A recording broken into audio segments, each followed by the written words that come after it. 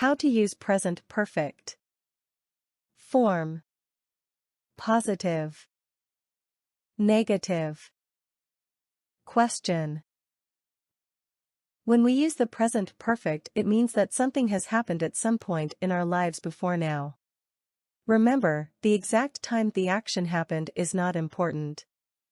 You cannot use the present perfect with specific time expressions such as yesterday, last week, that day, at the moment. We use the present perfect with unspecific expressions such as ever, never, once, before, so far, already, yet. For example, I think I have met her once before. People have traveled to the moon. We use the present perfect for something that started in the past and continues in the present.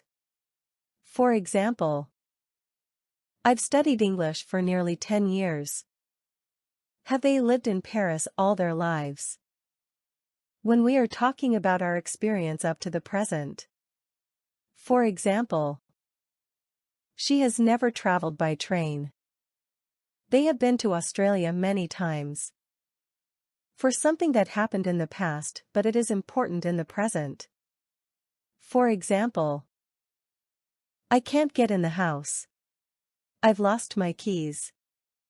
I think he isn't at home. He's gone out.